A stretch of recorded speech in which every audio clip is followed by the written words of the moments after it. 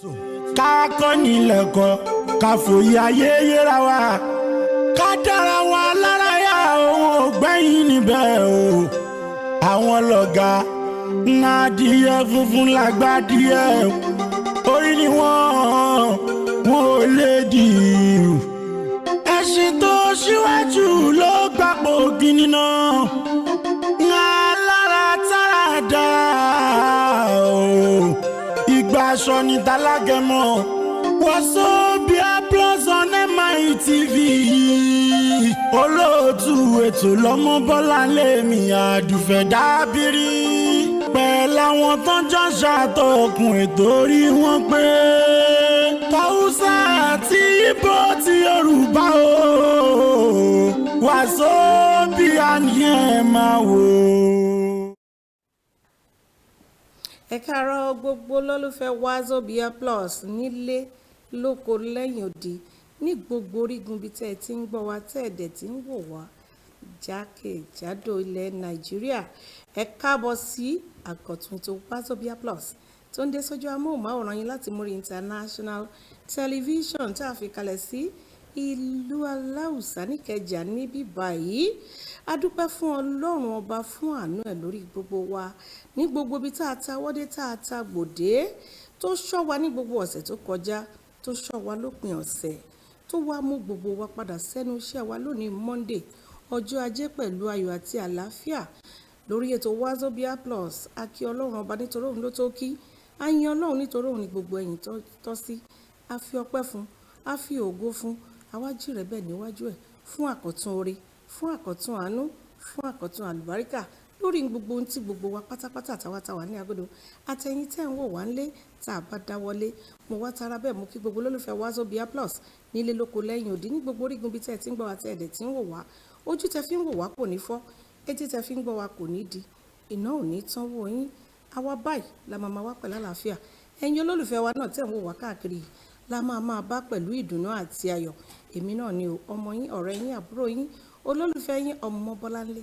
Dábìrí atọ́kùn ètò Wazobia plus ní mo ń kí wa pé a kú ojúmọ́ o ẹ̀ẹ́dẹ̀ ò dàbí òní á sàn wá sówó á sàn wá sọ́mọ á sàn wá sáìkú baálẹ̀ ọ̀rọ̀ ṣé ẹ mọ̀ pé ní Monday ọjọ́ ajé gbogbo ara báyìí ní ṣẹ̀ṣẹ̀ fún fi ń ṣajé ajé onísọ̀bùjẹ́ á fi lè gbogbo wa pátápátá á fi ṣe ibùgbé gbogbo ohun tá a bá dáwọ́lé á máa yọrí sí rere Wazobia plus ẹ ti mọ̀ pé ẹ lè rí wa wò lórí DSTV channel 255 ẹ lè rí wa wò lórí UHF 43 tẹ́ ẹ bá lọ sórí Facebook tẹ́ ẹ bá ti search fún MITVNG in capital letters tó bá gbé yín lọ sórí Facebook page wa tẹ́ ẹ bá ti like gbogbo ìgbà tí àkọ́tún ètò tó bá ti ń gorí afẹ́fẹ́ nílé iṣẹ́ Muri International Television lẹ́ máa fi ìfẹ́ bá wa rin ìrìn àjò ọlọ́gbọ́n tó kún fún òye àti ìmọ̀ ṣáárí Wazobia plus yìí gangan tẹ́ ẹ bá ti lọ sórí YouTube tẹ́ ẹ search fún Wazobia plus on MITV agbẹ̀yìn lọ sí channel wa gbogbo àwọn ètò tá a ti ṣe sẹ́yìn èyí tá à ń ṣe lọ́wọ́lọ́wọ́ yìí gbogbo ẹ̀ ló máa ń gun orí pọ́tàlì yẹn ní gbogbo ọjọ́ tí Ọlọ́run ọba tó bá yọ̀ǹda fún wa láti wà lórí ètò ẹ káàbọ̀ lẹ́ẹ̀kan sí sórí ètò Wazobia plus tó ń dé sójú amóhùnmáwòrán yìí láti Muri International Television ṣé ẹ mọ̀ wípé ẹyẹ kò lè fi apá kan báyìí fò apá ọ̀tún mi ire ni òkùnkùn ṣúkú ìsìbọ̀. Your name don't they do like this for my mouth? No. Òtútù ọmọ. Ṣé òtútù ò mú ẹ ṣá? Kéèkì kọ́ dì. Kéèkì dè. Ṣé kéèkì dè ni? Kéèkì dè àdìmọ̀ fún ma ìdí kọ́ fún ma. Ọ̀fun máa mú wa okay. Àlàáfíà ni mo wà. Ṣé nǹkan tó ń béèrè nìyẹn? Yeah, I'm good. Ndị begi kwano. How is home? Home is very fine. Ask for everybody. Pikin, all of them. We all there. On my left here, Sanu Kurekia Mohammed. Ya gida? Yana da kyau. Ya yara. Lafiya mun gode Allah. Ya Boboduka. Ya Miji. They are fine. Everybody there. Okukwe make you so greet your people. Ndị ba kele mono asimono tutu ọma. Nọbọla chi keke unu de ndukọ fuma anyị kele Chineke. Anyị kele ya maka taa, kele ya maka nyaahụ, anyị ga na-ekele ya mbosi niile. Anyị sị ya Chukwu okike daalụ. Anyị kelekwa ya maka izu ụka ọzọ anyị bido taa. asị ya nara ekele anyị n'aha Jizọs. Anyị asịkwa ya biko ya nye ego n'izuụka, ya nye ndụ, ya nye ike, ya lepụta anyị anya n'izuụka. Chineke ga-enyere anyị aka. Anyị abịala ọzọ n'elu Wazobia Plus, ọkwa MITV ka anyị nọkwa na DSTV channel 255, nọkwa na UHF channel 43. Ugbu a anyị na-ekwu, anyị nọkwa live n'elu Facebook. Anyị mechakwa nke a, anyị ga-etinye ya n'elu YouTube. Nke ọzọ anyị na-eme hancha nọkwa YouTube. Ọ bụ na ịchọrọ ile ya, bụ na ịchọrọ ime reference ya, biko gakwa na YouTube channel anyị nọ ebe ahụ. Afambukwa Okwukwe Chukwu isi bo afambukwa biko nọkwa n'ala agalebe ọbụla ka anyị gaba anyị. afambukwa mabala nledabere afa gị bụ ọmụbala nledabere. Mụnwawo Okwukwe isi bo Okay. Iwo Rekia Mohammed lórúkọ ṣé ká fún ẹ lórúkọ Igbo Igbo. Afa gị bụ Rekia Mohammed. Okay, you say yourself nko. You self greet your people. So be now na language una dey speak. Me I no dey understand them. Emi answer Yoruba. You dey speak, you don't dey speak Igbo. now. Not the Igbo way you dey speak Even now. Hausa say Agadima, all those na she be real mama Wazobia. I dey tell you. Thank God say we don dey learn languages Small. Abi That one wey I talk, I don't dey you learn never now. I greet don't your dey learn people Yoruba before you too. begin dey talk whether another person sabi your language or not. You sit down there. Anjama ina kwana me mu yin da kan so mu haka cikin MITV. Kullum kuna zo nan kuna ga abin da muke yi a cikin station din mu. Muna roke ku da safin nan akwai abin da zamu kawo muku da za ku ji dadin shi. Mun gode Allah da mu kwana mun tashi lafiya yau. Jiya ba abin da ya faru mu muna cikin station mu yau da safin nan. Kun san wai a cikin DSTV za ku ga abin da muke yi da safin nan. In kun je Facebook ma za ku ga abin da muke yi. Ku like din shi. Muna roke ku duk Allah duk annabi kar ku tashi a station din mu. In kuna da kasuwan da kuna so mu san muku ku kawo muna nan za mu san muku komai da kuna so. A cikin YouTube kuma komai da mun yi jiya da za mu yi da safin nan da za mu yi sakarin jiya za ku gan shi. Kun san wai ni ne budurwanku Gambiyanku za mu dinga haɗu a cikin station. Even me self I be budurwanku. You can't use that to shakara me. You no be budurwanku. Budurwanku. Kai mo kwanku neba. Ndekwa no ko da. Ìwọ tí ẹ ti wá mú gbogbo ó ti dàpọ̀. Ó kàn yí gbogbo orí ẹ̀ ó dá ó lọ́pọ̀ ni. Let me ask Mama the occasion what we do with this agogo. Bless say it's special. Bless say you get This one? But you know say na my hallmark now. This one Na my special signature. like this. Leave am. Forget that. Are we celebrating anything? Which one you dey? I dey celebrate being alive. Ẹjọ́ ṣẹ́yìn ò celebrate pé wà láyé. Abi, no. Go here. Excuse me. Where I go carry you go? Us now. You're taking us Ẹṣin ló ń jẹ́ ọ̀sì. Us na us. Tó máa ń gùn You báyìí. go anywhere you dey. The guide like this, this guide is too much like this. No na dey there. Okay. Abeg o, Mama Wazobia wan just dey feel herself. Okay, you know so big. Ma tell you something. You know say Okukwe nearly give me heart attack rather. Okukwe. No, Rekia. Breakfast. No be breakfast. This one I dey call am. She no dey pick up. No be handset dem call am. Now see Yoruba. Now see Igbo. Hey. Now Wazobia we dey. You don do. Ogadima. The other one wey I learn nko. Ogechukwu kama. God's time is the best. I don dey learn this language. Na here una go dey. Where I go begin dey speak this thing. He don do make una no talk. Ẹ̀yin èèyàn wa nlé. Orí àkọ́tún ètò Wazobia Plus. Òun náà la wà lónìí Monday ọjọ́ ajé. Ṣé mọ̀ pé ní ọjọ́ Monday èèyàn máa ń mú iṣẹ́ ajé ṣe ni. Ṣé wá rà wá oníṣẹ́ ọwọ́, oníṣòwò, oníṣẹ́ àdáni, àwa kéékèèké tó jẹ́ pé Ọlọ́run máa sọ wá di ńláńlá. A ní àwọn àlejò kan nílé agodo tí wọ́n gbé nǹkan ràbàǹdẹ̀ kan tó máa ṣe àwa náà àti ẹ̀yin náà tẹ́ ń wò wá nílé láǹfààní. Ká tó wá gbé àlejò wa wọlé ẹ jẹ́ ká dókè lọ́hùn fún ìṣẹ́jú kan kábọ̀ tá a bá padà dé Wazobia Plus ètò ń tẹ̀síwájú ẹ máa bá wa kálọ. Hausa àti Igbo ti Yorùbá o Wazobia ni ẹ máa wò.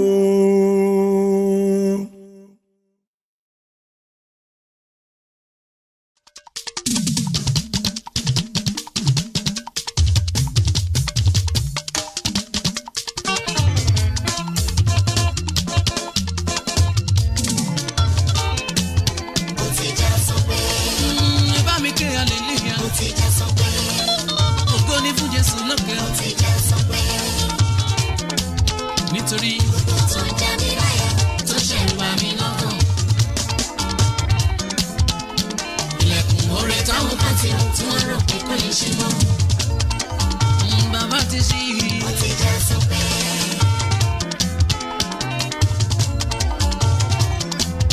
Ó ti já sọ pé. Ògo ni fún mẹ́ta lọ́kàn. Ó ti já sọ pé. Ẹ bá mi kíyà dì ó pa. Ó ti já sọ pé. Gbogbo tó ń já mi lára tó ṣẹ̀rù ra mi lọ́kàn.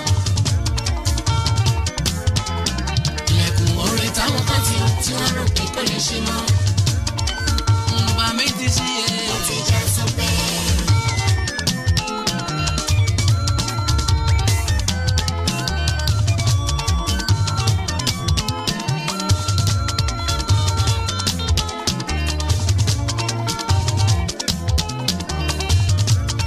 Gbanigbani tí a ń sáyà ọmọ dúpẹ́ o. Ọlọ́pẹ́lọpẹ́ yẹn bá mi tẹ́ wọ́n gbọ̀pẹ́. Gbanigbani tí a ń sáyà ọmọ sọpẹ́ o. Ọba tó sọ òkú dálẹ̀ mo dúpẹ́ o. Ó jẹ́ kan táyọ̀ mi o mo dúpẹ́ o.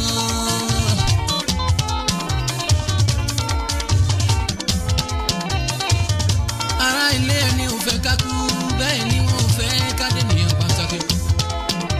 Ṣùgbọ́n bọ́lá ń bá ń bẹ lẹ́yìn ẹni láì. Bí jàjà tí ó bá ti ní láì gbogbo ìmọ̀ ayé rẹ̀ dá sán pálápálápálápálá. Bíjẹ́ bàbá mo dúpẹ́ mo tọ́pẹ́ dá. Mo kàn rí ọpẹ́. Ìjájí ọkọ̀ tó sọ̀mọ́ wọn tá mi dá sán.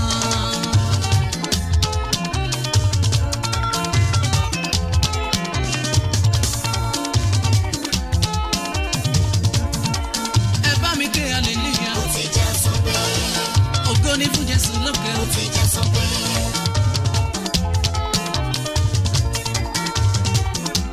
Nítorí tó ń já mi láyà tó ṣẹ̀rù bá mi lọ́kàn. Orin táwọn kan tí wọ́n rò pé kò lè ṣe mọ́. Bàbá ti ṣí i. Ó ti já sọ pé.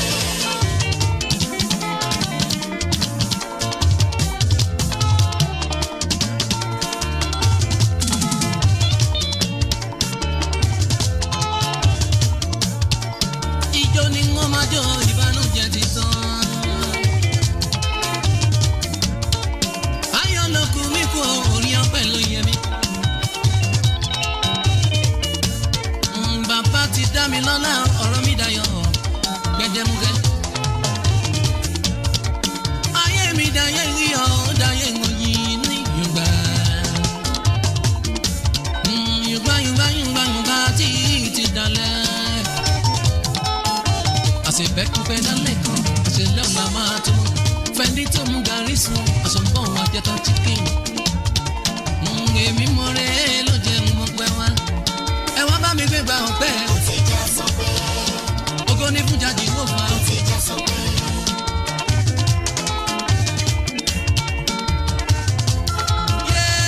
Tó já mi láyà tó ṣẹ̀rù bá mi lọ́kàn.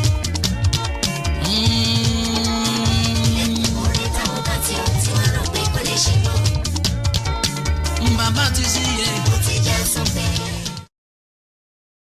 Tàwùsà àti Ìgbò ti Yorùbá o, Wazobia ni ẹ máa wò.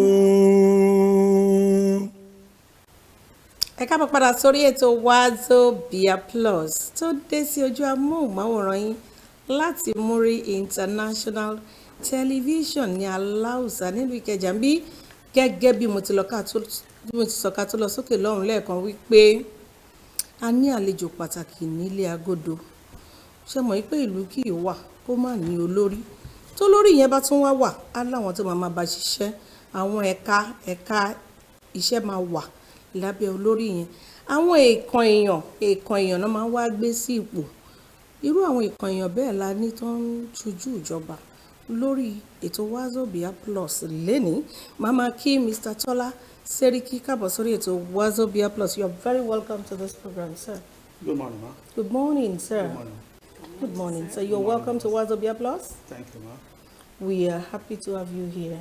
Happy to be with you. And we're eager to learn what you have for us. We want to know what you have brought to the public and to us this morning. Okay. Thank you. Let me start this way so that we will have a guidance.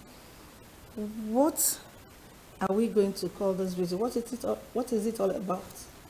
Basically, this visit has to do with advocacy. Good. Regarding one of the initiatives that the Lagos Internal Revenue Service is putting forward for the informal sectors. The informal sector. And by the informal sector, what I understand by that are those the artisans, those who do small market women businesses. Exactly. Can we tag them small and medium scale enterprise people? Definitely, micro, small, and medium. Okay, good. So the Lagos State Internal Revenue Service is a revenue generating agency. Exactly. That is sure.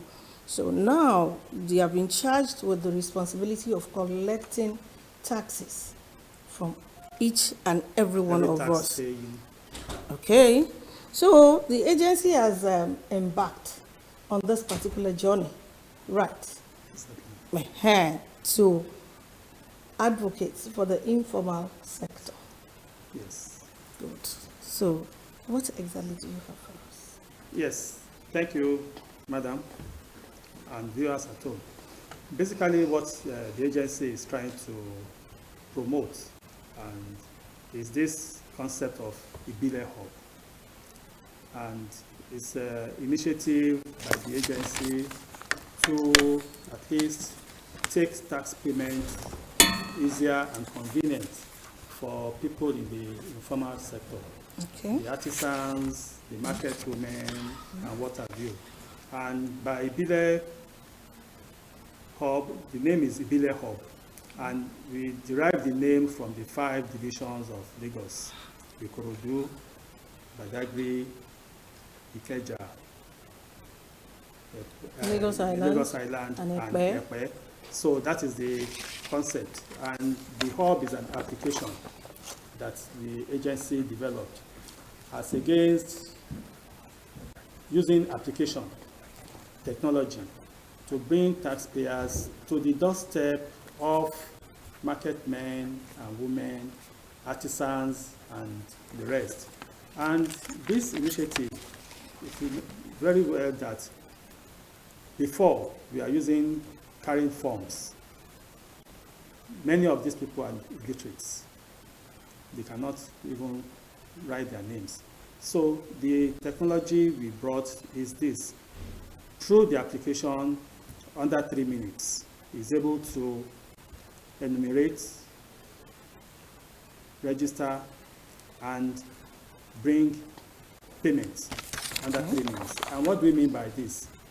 A taxpayer that is approached by any of our staff or that has contact with our staff, by simple biometrics, the name, the address, telephone number, and the title, and by mere capturing the person, is brought to the tax net. Okay. So to cut away the cumbersomeness of filling form, writing name, what have you. So that is the essence. And one of the initiatives is this. Before is that they will leave their shops, go to banks, come to our offices to come and pay. And you know the mindset that the moment they are leaving their offices, maybe that is when their market, their warehouses, that is when their customers are coming. So the agency now decided that, okay, fine, let's take it to them in the market, in their shops, in their warehouses. Our staff are there, they enumerate, they register, and... So for example now, your staff, those who are going to be on this particular Ibile Hub thing for the tax collection, will also be going to mechanic villages? Everywhere. To the hairdressers on the streets? Hairdressers, organizers, markets, every nooks and crannies in Lagos State. In Lagos And State. if you look at the concept, we said Ibile, the 5 divisions. So everywhere, all major markets, Yes. you find our staff there. All associations, mechanics, we are at their doorstep, at least to carry the advocacy to them. Yeah, like you are talking now, I'll be telling the people actually in Yoruba, and we're going to do it in Hausa and Igbo too. But I want to ask this question before we do that. As now that you're doing an advocacy for this kind of a thing, has there been a gathering of all these informal sector people to hold a meeting with them, Oh, to to inform them, to let them be privy to this new development? Thank you very Aside much. from this kind of advocacy. Thank you very much. Over time, we've had series of engagements with them. We have met the market women, the Auditor General, all the artisans. We met their executives. We had conversations with them, and we've at least introduced this concept to them. So it is not something new to them.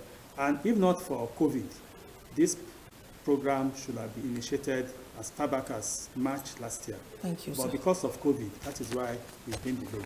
But there has been much engagement across board. Ẹ̀yin èèyàn wá ń lé òun ni wọ́n gbédè yìí o. Wọ́n ní wípé dandan báyìí lówó orí wa. Ṣé mọ̀ pé téèyàn bá ń gbèlú kan tó dẹ̀ ń ṣiṣẹ́ níbẹ̀ tó dẹ̀ ń jèrè, èèyàn ò tún gbọ́dọ̀ jẹ ìjọba mọ́ èrè ẹ̀. Owó orí wa ó wà fún àǹfààní gbogbo wa ni. Tíjọba bá rówó gbà níbí lọ́hùn yẹn lọ́tún lósì ní wá lẹ́yìn, kódà bó ṣe jẹ́ pé tọ́rọ́ kọ́bọ̀ èépè nìní tó bá rí tùjọ gbogbo àwọn nǹkan tá à ń sọ ipa afẹ́ láàrin ìlú wọ́n á rí fi ṣe, because ìjọba náà ò ní gba owó orí lọ́wọ́ wa kán wá ní àwọn ò ní ṣe nǹkan tá a fẹ́ fún wa. Ìdí èyí ló gbé àwọn Lagos Internal Revenue Service, right, ni wọ́n bẹ̀rẹ̀ ètò tá a mọ̀ sí ìbílẹ̀ hub. Ìbílẹ̀ hub wá jẹ́ ìbílẹ̀ hub ó jẹ́ nǹkan tí wọ́n mú jáde látara Ìkòròdú, Badagry, Ìkẹjà, Lagos Island àti Ẹ̀pẹ́. Ṣé mọ̀ pé ní tí wọ́n ń pè ní ìbílẹ̀ lẹ́kọ̀ọ́ nìyẹn, òun ni wọ́n wá fi sọ ìbílẹ̀ hub. Ohun tó wá ń jẹ́ hub bẹ̀ ni wípé ká máa ṣe wàhálà nígbà tí mo fẹ́ sanwó orí, wọ́n ní kí n ṣẹ̀ṣẹ̀ wá múwèé, màá kọ́kọ́ kọ̀wé, tàbá kọ̀wé tán màá gbé lọ, màá lọ gbé fún wọn, wọ́n á wá ṣe, gbogbo yẹn ti kúrò ńbẹ̀. Wọ́n máa gbé wá sí ẹnu ọ̀nà ibi iṣẹ́ tí a bá wà. Bó jẹ́ bọ́ọ̀lì lèèyàn ń tà lẹ́gbẹ̀ẹ́ títì, wọ́n á jókòó tì, wọ́n á ṣe àlàyé fún. Wọ́n ti ní àwọn ẹ̀rọ amáyédẹrùn báyìí tí wọ́n ti mú dání tí wọ́n máa fi gba orúkọ, tí wọ́n máa fi rẹ́gísítà onítọ̀hún. Wọ́n máa ṣe ń rẹ́gísítà ẹni yẹn, bó tán ti ya fọ́tò ẹ̀, iye owó tó máa san, ẹ ti máa jọ ṣàlàyé fúnra yín. Wọ́n á ti sọ fún ẹ the barest minimum, a sì máa béèrè bí pé èlò ló kéré jù téèyàn lè san lówó orí láti bí tó ti bẹ̀rẹ̀ débi tó dé.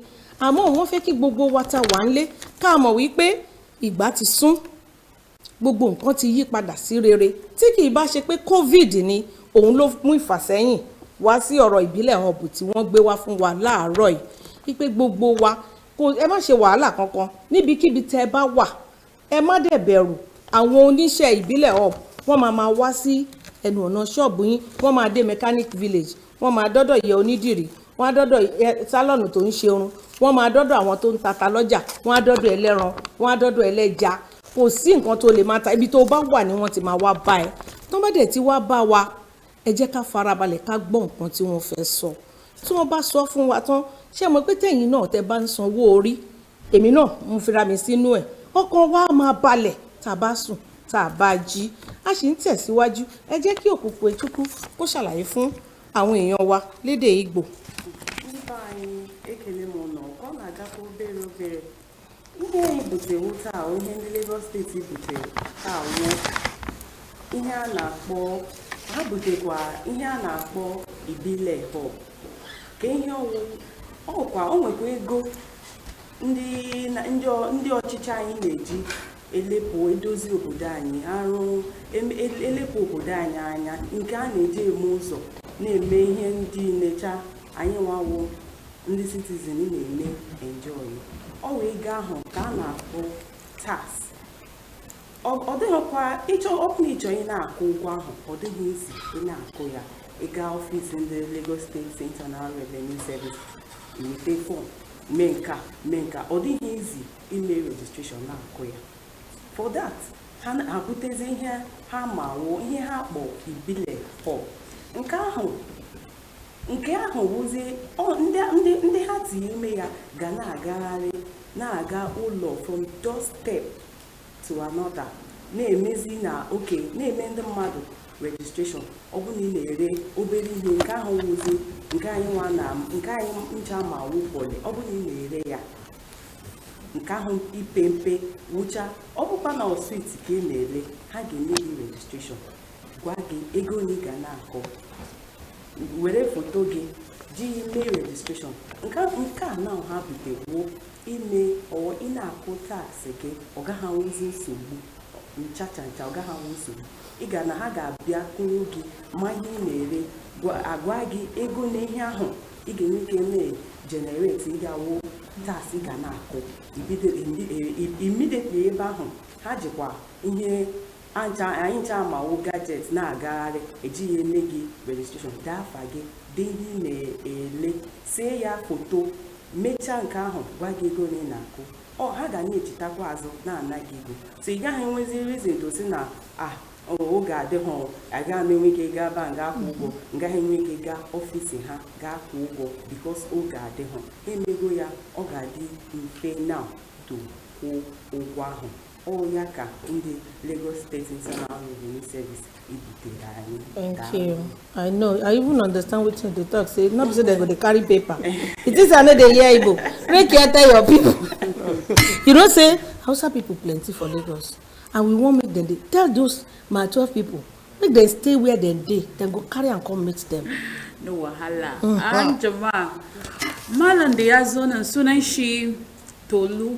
Mr. Tolu, she ne assistant Tola Sariki. She ne assistant director on the Anakira LIRS. Anakira Shatu Renchim, bringing tax payments to your doorstep. The sapin and so kamuna bundi Anakira Ibile Hub. Ibile Hub na yana chiki Ikorodu, Badagry, Ikeja, Lagos Island, Ati Epe. Abunan Yagam. Yaga way Zabudinga Bia Abundi Anakira tax. Tax zina kunse wen kuna bia tax dimku. A chicken Lagos na Lagos ze imuna chow. Kunde kuna said the lemu, kuna said the tomato, kuna said the libansi, a chicken maito, a chicken Alaba International Market. Guani kudun de kuna zona, komi de kuna said the sheep. Kudin gapia tax dimku. Amabuta ninda nan zona sunchewe, kramun lala cheji kimu. Za su kawo muna bunna a gurin da mun zo nan da kuna su da kasuwa. In takalami ne ma kuna yi, lemu ne, alba komin da kuna yi za su yi muku. Za su yi muku tax din nan. Komin da za ku kawo sunan ku, ba za ku lalace jikinsu. Abun da komi kuna yi za su yi muku. Muna roke ku tax ku dinga biyan shi. In kun biya tax din nan Lagos din mu zai taimake mu. Kuma ya ga mana wai abun nan 3 minutes ne baya dade in ka kawo information dinku sunan ka picture dinku komi da kuna so komi zai yi cho muna roke ku zo nan malam da yake nan zai dinga kawo muna abun da zamu dinga yi zamu ji dadin shi. So sir, please, I want to ask you, what are the requirements to make this thing possible? What do these people need to bring to the body? No, they're not bringing it to the wherever they are. They're coming to meet them there. The informations that they need to submit to the body, the bill of help, to make so that they can easily assess them. Like you said, that it's just 3 minutes that they need. So what are their requirements? What are the information they need from them? There are no basic requirements. Like I said, just their biometrics. Okay. Your name, your address, your telephone number. Then they will just take your picture. Okay. That is all. Okay. At least you are already in the tax net. Okay. At the comfort of your shop, of your office, your warehouse. So those are the basic requirements. Okay. What if the person changes location? Do they need to update the system that they've changed their address? Yes. For those ones, since you've been captured on the biometrics, and you have your phone number, and we have our own phone number, you can call any of our numbers to at least update that information. Okay, I'm so person. Yes. I've changed my address. This is where I am now. And even the beauty of it is this: anywhere you relocate to, you will always meet our staff because I they have are 2 all questions. over Lagos State. Hold on, please, so that he can answer. This is very, very important. Since we are talking about biometrics, you know that nowadays people are very, reluctant to release their details to just anybody. Is there any step that is being taken to secure or guard against, giving out our information to your people and they are, as they are registering us online? Nowadays, things are not, people are being very, very, careful. careful. That is number one. Now, aside from that, what is the barest minimum anybody that we're meeting, especially since it is an informal sector, how much are they expected to pay? So it's a two-in-one question. Two-in-one question. Okay, thank you. If you follow my narrative, Yes, sir. what is required is your name, which is not critical, Yes. your phone number, So, your address, where you reside, and they just take your picture and maybe your biometric, your fingerprint. okay. So this application doesn't require giving your BVN, your Good. NIN. No, it's being simplified to meet the needs of the market people. Okay. So, and even beyond that, for those that we are requiring BVN, biometrics, Or the NIN. NIN, fine. The agency has come up with a very robust system. And That's reliable. Yes. system that even the information you are giving cannot be in public domain. Okay. Even staff within the agency don't have access Okay. to your BVN, your NIN. Good. Good, so that we'll be able to tell them. Then I asked that what is the barest minimum, the Okay, lowest thank you. amount The expected? Yes. Yes, because of the nature of this, the informal people that we are really talking about, the organizers, the pepper sellers, the groundnut sellers, A hairdresser, the hairdressers, mechanic, the mechanics, organizers. The minimum is 8,001 per 8,100. annum. Okay, per year. 8,000 per annum, yes, that's per year. 8,100 per annum. That is the minimum. Good. But mark you, in this informal sector too, there are categories. Okay. So when you say the minimum, these are the people at the minimum threshold. These are the ones we are just talking about, 8,001. Because if you look at it critically, you find out that even in the informal sector, the man that is importing container, he will tell you that is in the informal sector. So what we have done Now, is could to people do that? design, fine, okay, fine. What we do is a segmentation. Okay. That's what I mentioned earlier on, that we have micro, Okay. small, and medium. Okay. Micro, small, and medium. So we have done the segmentation. So Okay. the man that is importing computer, container, and is in Alaba market, yes, he may claim he's in the informal sector, but in a different, it belongs to a different category of the informal sector. So what we try to do is, at least according to your earnings, Okay. at least we try to categorize and segment. And in that, one needs to be true to himself. If you are someone that is grossing, say, 100,000, we should not now be attempting to say, well, I make only 50,000. Well, fine. For Basically, some of the purpose. things we do, fine. At least by the time we are looking at your warehouse, Yes. we are looking what is there. Yeah. At least we come up, basically, why we are saying informal sector, against the backdrop that they don't keep records. But majority of them keep good records. Yes. You're But right. we are just saying that for the benefit of hindsight, those that they don't have records, they don't keep records. But mere assessing the warehouse and the goods, we should be able to come out at least something that is reasonable. Ẹ ṣeun. Ẹ̀yin èèyàn wá ń lé à ń tẹ̀síwájú lórí ọ̀rọ̀ sísan owó orí pẹ̀lú àwọn àjọ tí wọ́n ṣe àgbékalẹ̀ tá a mọ̀ sí ìbílẹ̀ hub. Wọ́n wá ní kì í ṣe tó ní wá lára. N tí wọ́n ń fẹ́ lọ́wọ́ wa, orúkọ wa, àdírẹ́ẹ̀sì ilé wa, fóònù nọ́mbà wa, wọ́n á dẹ̀ gba thumbprint. Wọn ò sọ wípé ó pọn dandan fẹ́ni tó ń ta bọ̀ọ̀lì tó ń ta àgbàdo pé kó lọ mú BVN ẹ̀ wá kábàá sọ pé bóyá wọ́n bá ti gba BVN mi wọ́n fẹ́ bẹ̀rẹ̀ sí lọ kó owó tí mo kó sínú àkáǹtì mi ó tì o ìjọba ti ṣe ètò tó jẹ́ pé tí wọ́n bá tiẹ̀ wá ní ìdí láti gba BVN àbí NIN wa wọ́n ti ṣe ètò ààbò tó péye tó dájú dáadáa tó jẹ́ pé ẹni tó gbà yàtọ̀ sẹ́ni tó mọ̀ kò ń ṣe gbogbo ẹni tó bá wà ní ibi iṣẹ́ yẹn ló dẹ̀ máa mọ̀ pé BVN lágbájá ká sọ yìí pé for example ọmọbọ́láńlé dábírí BVN mi 2 3 4 5 6 7 8 9 10 lẹ́yìn èmi àtẹni tó gbà kì í ṣe pẹ́ lòmíì tó fẹ́ gbọ́ etí kẹta ò ní mọ̀ ń pa ẹ̀ wọ́n ti ṣe ètò ààbò tó péye fún yẹn wọ́n dẹ̀ sọ wípé owó orí tá à ń sọ ìtọ́níkà sọ ńgbà tó jẹ́ pé aláta elépo oníyọ̀ olóróró mẹkáníìkì fọganáísà onídìrí oníbọ́ọ̀lì eléwédú ni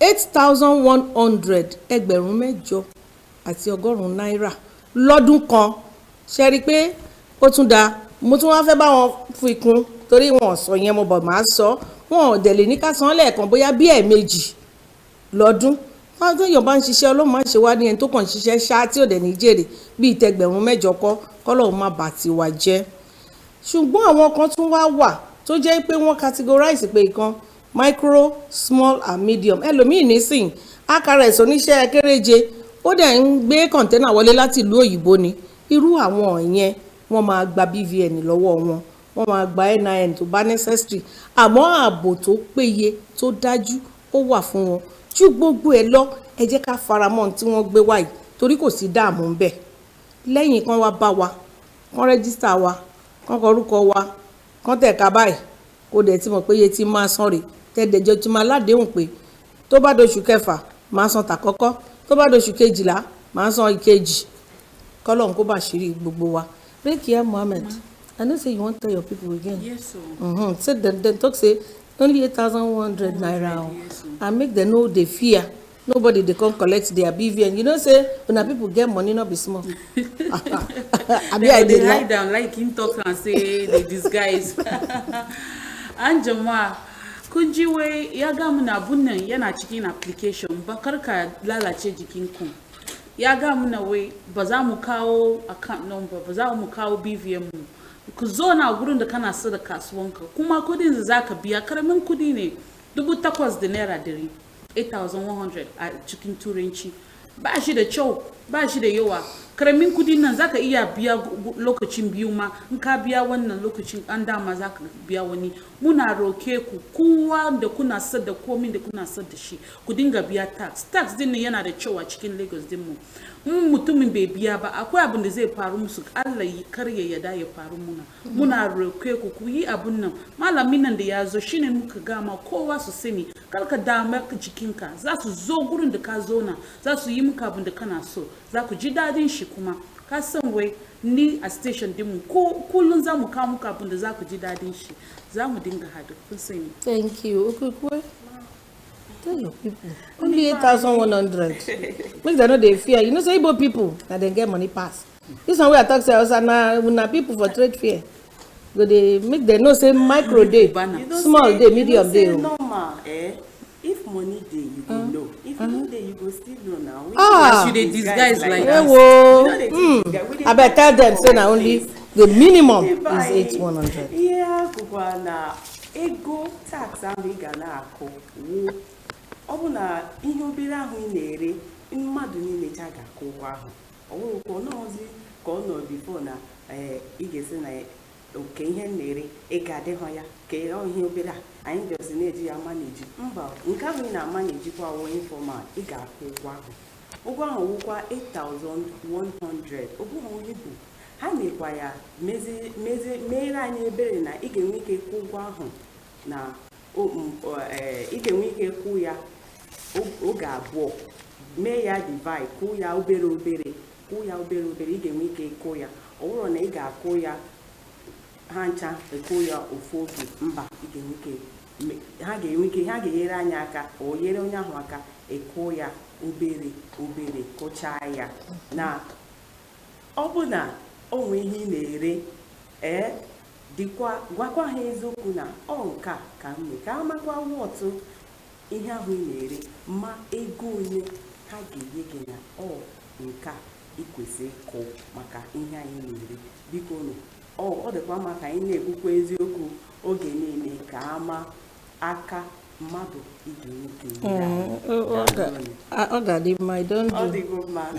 I tell them say make e good make we dey truthful so that particular place where they go help us. Yes, now I wan ask. Now the question where they go now. If you dey lie now, you no know when you go lie come begin pay bigger money. That's all now. Because if you lie small, you will take something big, cover up.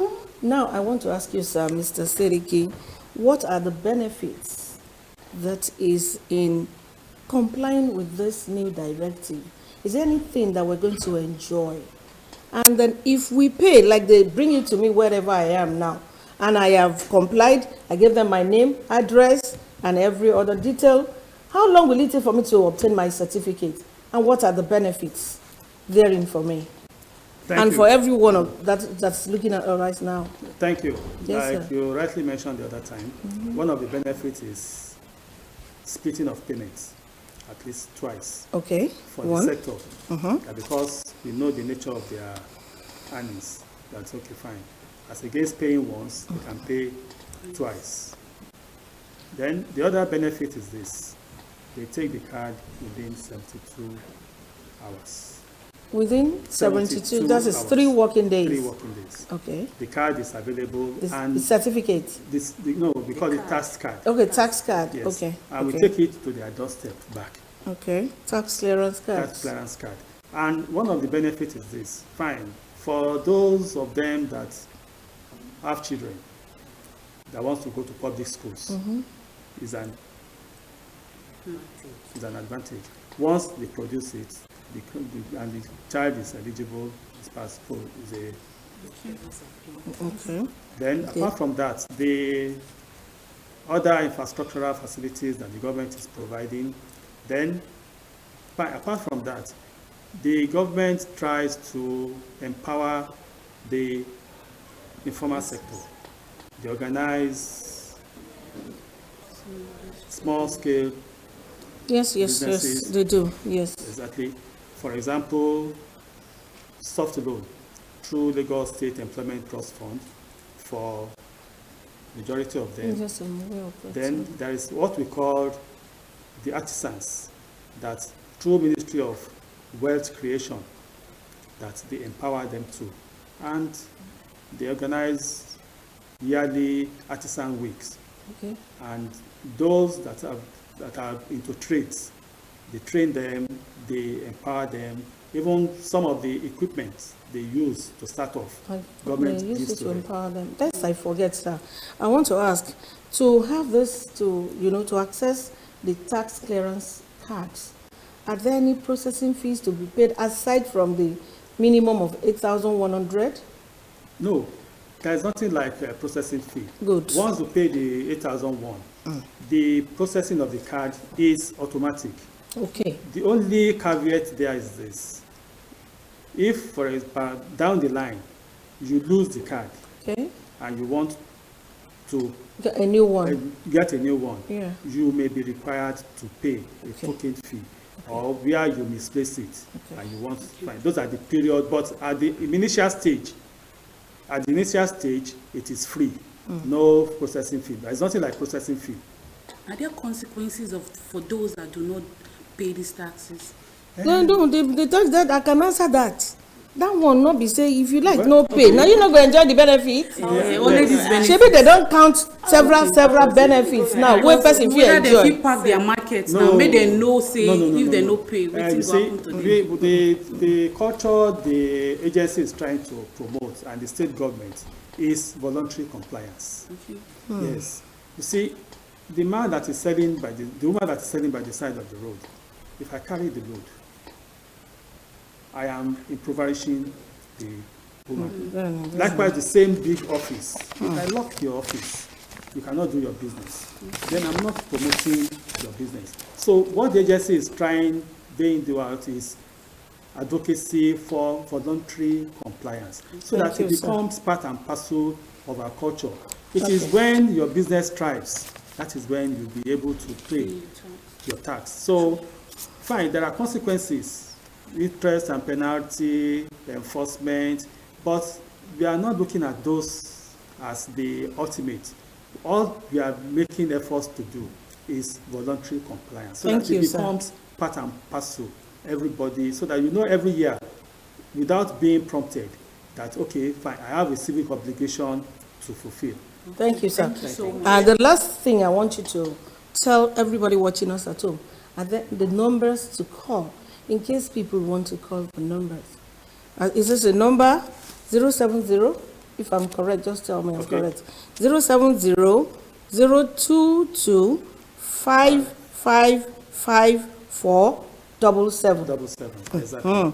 070 02 255 5477. That is our call center number, and it works 24/7. Thank you, sir, for coming on Wazobia Plus to make advocacy for us to pay our taxes in such an easy manner. Adúpẹ́ púpọ̀, èmi ò ní ṣàìsọ Yorùbá nítorí pé àṣà àti ìṣe tèmi èdè Yorùbá ni. Adúpẹ́ lọ́wọ́ yín pé a pè yín ẹ jẹ́ wá tẹ́ wá sórí ètò tẹ́ wá ṣàlàyé fún àwọn tó ń wò wá lé. Ẹ̀yin tí ẹ wò wá lé ẹ ti gbọ́ o. Ẹ jọ̀ọ́ ẹ jẹ́ kí gbogbo wa máa gbáradì láti sanwó orí wa, àǹfààní tó pọ̀ wà ń bẹ. Ṣé mọ̀ pé olórin kan ti kọ́ wọ́n ní ká sanwó orí torí pé àǹfààní tó wà ń bẹ ó pọ̀. Wọ́n máa kọ́ yunifásítì, oògùn ọ̀fẹ́, ilé gbígbé ọ̀fẹ́ yẹn náà máa wáyé láìpẹ́ láì jìnnà. Wazobia Plus ètò tó lóyin tó ládùn tí gbọ́ngbọ́n kọ́ sí. Ẹ jẹ́ ká dókè lọ́hùn fún ìṣẹ́jú kan, tá a bá padà dé àwa máa fi ṣe ìdágbére. Ẹ máa bá wa ká lọ.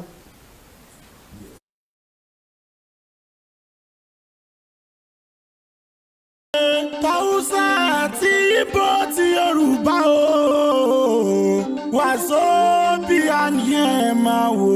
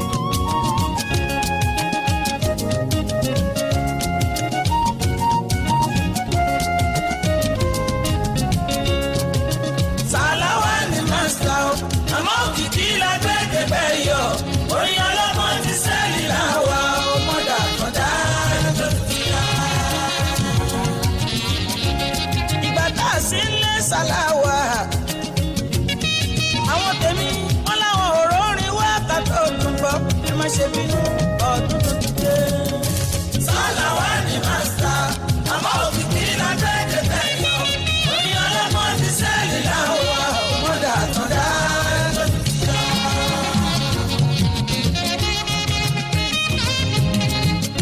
Mo dúpẹ́ lọ́wọ́ màmá mi, ìyá tó tọ́ mi tó wò mí ìdàgbà mọ́dà bẹ́ẹ̀ ní ọpẹ́ ló yẹ yín.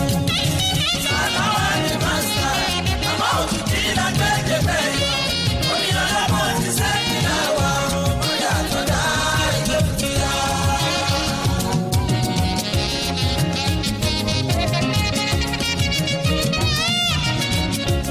Ìyá mi Àṣàbí Màmúnà.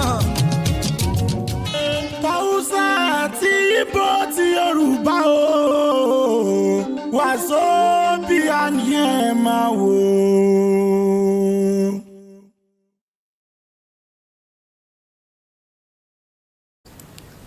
Ẹ káàbọ̀ padà sórí ètò Wazobia Plus. Ẹ ṣeun, a dúpẹ́ púpọ̀ lọ́wọ́ yín tẹ́ fìfẹ́ bá wa lọ lórí ètò lónìí. Kí la gbé wá? Wọ́n ní pé ká sanwó orí wa. Ẹ jọ̀ọ́ ẹ jẹ́ ká sanwó orí wa o. Okupe Chukwu Isibo, tell your people bye bye. And so they tell them they pay their tax. Ndị banye gele bodo asụbodo daalụdo ọkọ ga-akọ obere ọkwa ga ọfụma. Ihe anyị butekwa taa wụ ka anyị ncha ụmụnne m nechara anyị necha nọ n'ala ba ịnọ n'ala dịka biko na ụgwọ ọnụ taksị ụnụ ọwụrụ nsogbu kịta ha ga-ebute ya ebe ahụ ị nọ shọpụ gị ha ga-ebute ya ebe ahụ so nsogbu anọghọzi ebe ahụ otu ị ga-esi kụ ya ihe ncha ha ga-ana gị ọ gaghị awụ nsogbu ọwụrụ nsogbu kịta ọwụrụkwa nsogbu ọgwụgwọ a ka m ga-esi ụnọ na echi niile anyị ga-ejite azụ ọ bụrụ na onwe ihe unu na-ere unu chọrọ ka anyị bute ya ebe a ka ụwa niile fụ ya ọ gaghị akọsịkwa gị ihe ọbụla ọkwa mụnwa mụ na gị anyị kpa anyị ga-ama otu ọ ga-eme butenụ ya ka anyị tinye ya ka ụwa niile fụọ ya afa m bụkwa Okwukwe Chukwu Isibo daalụ no sign out to Mama Rekia Mohammed. Allow me sign out. Alright. Anjema. Allow us sign out. Don't mind that. Munga mabunde muzona muyo. Munga munawe kudinga biya tax zabu. Kowa sun shi a cikin Igbo, Hausa, Yoruba. Kun ji mutane da suna gida, kun ji mu. Biya tax din ku du Allah du annabi muna roke ku. In kuna da kasuwa ku kawo muna musar da muku a cikin station din mu. Komin da mun yi da safin nan, in ba ku ji dadi, in ba ku ganshi da so, ku je YouTube za ku ganshi da safin nan. Gobe kuma ku yi je a cikin DSTV za ku ga mu kuma abin da za mu yi. Kasan wai ni budurwanku, ni kuma gambiyanku, ni kuma saurayi kowa. Za mu dinga hado sanjima. Sai gobe o. Ẹ̀yin èèyàn wá lé. Ohun ní gbogbo wa ti gbọ́ yẹn. Ẹ jọ̀ọ́ ẹ̀yin ìyá ilé epo aláta oníyọ̀. Ẹ jẹ́ ká sanwó orí. Èmi gan máa sanwó orí mi. Bí èmi tiẹ̀ lọ́mọ tó fẹ́ lọ primary àti secondary àṣà sanwó orí ó di dandan. Ẹ wò à ń dúpẹ́ gbogbo ìgbà tẹ́ ẹ̀ ń fìfẹ́ bá wa lọ lórí ètò Wazobia Plus tó jẹ́ pé ní orí ètò yìí ẹ ti mọ̀ pé gbogbo ohun tó bá jẹ mọ́ ọgbọ́n ìmọ̀ àti òye tó máa ṣe gbogbo wa láǹfààní àtàwátàwà ń bí àtẹ̀yìn tẹ́ ń wò wá pátápátá òun la máa mú wá sí orí afẹ́fẹ́ títí wá di àárọ̀ ọ̀la tí àkọ́tún ètò Wazobia Plus tó máa balẹ̀ gùdẹ̀ sí ojú amóhùnmáwòrán yín láti iléeṣẹ́ Muri International Television. Ẹ má gbàgbé wípé tẹ́ bá lọ sórí YouTube tẹ́ bá ti search fún Wazobia Plus on MITV á gbé yín lọ sí portal wa. Ètò tá a ṣe lénìí àwọn ìta ti ṣe tẹ́lẹ̀ gbogbo ẹ̀ ló máa ń gun orí portal yẹn kò sí kẹ́ débẹ̀ kẹ́ subscribe kẹ́ má rí nǹkan ọlọ́gbọ́n kan tàbí ìkejì kẹ́ rí mú jáde títí di àárọ̀ ọ̀la tí àkọ́tún ètò Wazobia Plus tó máa balẹ̀ gùdẹ̀ sí ojú amóhùnmáwòrán yín láti iléeṣẹ́ Muri International Television. Èmi ọmọ yín ọ̀rẹ́ yín àbúrò yín olólùfẹ́ yín Ọmọbọ́láńlé Dábírí nítorí pé ọ̀rẹ́ mi kan tiẹ̀ ti wà ń bí níṣe ló ń lọ tó ń bọ̀ bí ilẹ̀kẹ̀ ẹ̀dí ó di dandan ká dágbére ire àtayọ̀ pẹ̀lú ìdùnnú òun la máa fi pàdé lọ́la. Ẹ ṣeun adúpẹ́ púpọ̀ ire o. ká kọ́ nílẹ̀kọ́ ká fòye ayé yẹra wa ká dára wa lára yá òun ò gbẹ́yìn níbẹ̀ o. àwọn lọ́gà adìyẹ funfun lágbádìyẹ orí ni wọ́n ò lè dì í. ẹṣin tó ṣíwájú ló gbapò gíní náà alára tára dá o. ìgbà aṣọ ní tálágẹmọ Wazobia Plus on MITV. olóòtú ètò l'Ọmọbọ́láńlé mi Àdùfẹ́ Dábírí pẹ̀lú àwọn tó ń jọ ṣàtọkùn ètò orí wọn pé Haúsá àti Ìgbò ti Yorùbá o Wazobia ni ẹ máa wò.